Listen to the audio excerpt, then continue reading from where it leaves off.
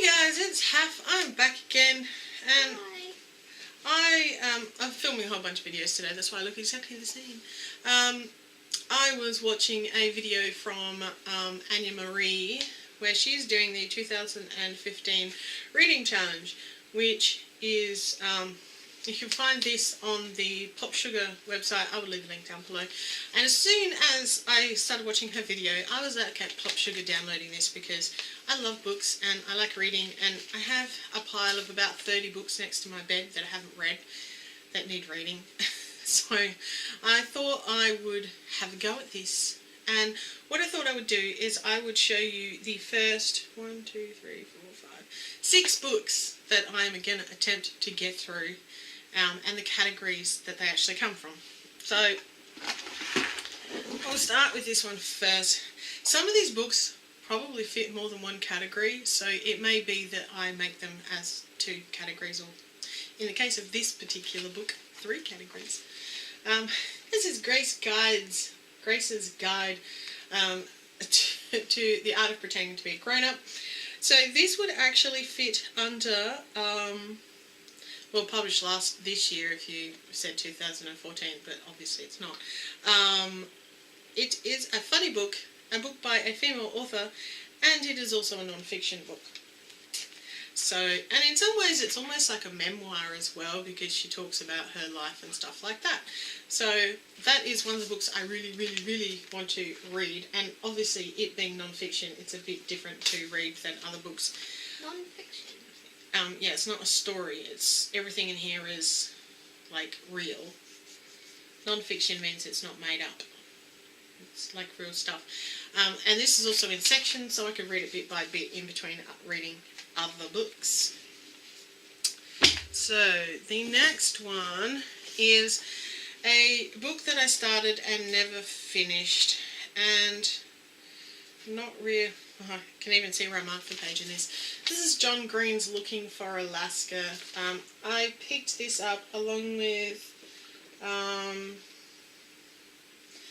the one about Catherine, can't remember what it's called, Paper Towns, and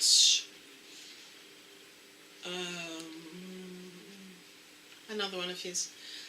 And I started reading this, and I just, oh that's right, I've got Abundance of Catherine's Paper Towns, and The Fault in Our Stars. I read The Fault in Our Stars, absolutely loved it.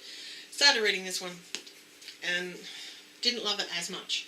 So I've actually found it really difficult to get through. So I really want to finish reading this. I'm hoping that it improves with time. Yeah, because I just haven't been able to get into it. The next one is a mystery or thriller. This is also under the category of a book a friend recommended, if you count my grandfather. He's a friend. And a book that my mum loves because she kind of likes this stuff. And a book that scares you. And that would be this. This is a Michael Connelly. This one happens to be The Gods of Guilt. There's a whole bunch of Michael Connellys around our house. This is a mystery type thing. I'm not really into reading mystery, horror, thriller type books. Especially if they've got any kind of psychological suspense in them. Not my favourite. So I am going to force myself to read this book. It is pretty thick, but I figure I can't really form an opinion on what he's like as a writer if I've never read anything. The next one that I am going to read, I'm not quite sure which particular one it is going to be in. Which category? Oh, a book you've owned but have never read. That'll work. Is The Timekeeper. I got this from my partner because he really wanted to read it, and he really liked it, and he doesn't usually read books, so I figured that's pretty good recommendation.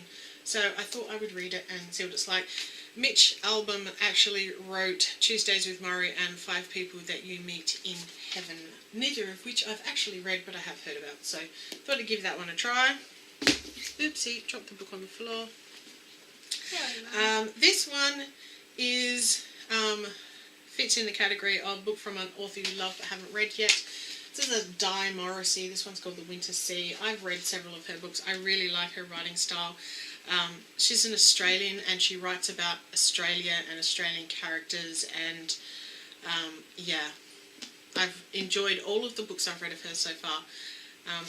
My mum buys every new book of hers that comes out, so that kind of fits into a book recommended by my mum as well, or a book my mum loves, because she reads all of them, and I end up with them in the pile next to my bed, and then I don't necessarily read them, so I'm going to read that one.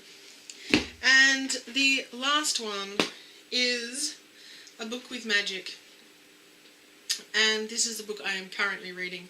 This is Jingo by Terry Pratchett. This is a Discworld novel, so obviously it has magic in it. Discworld novel.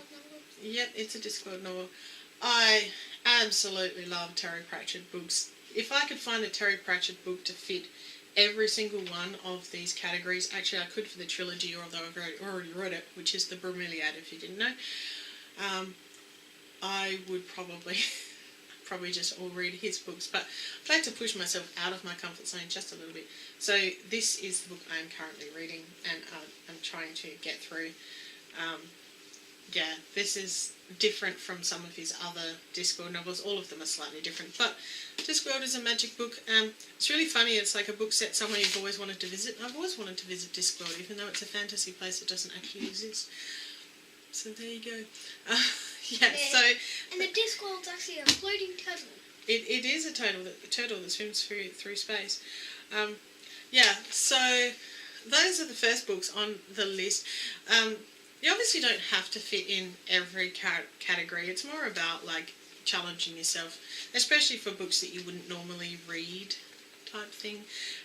Jingo also falls into the category of a book with a one-word title.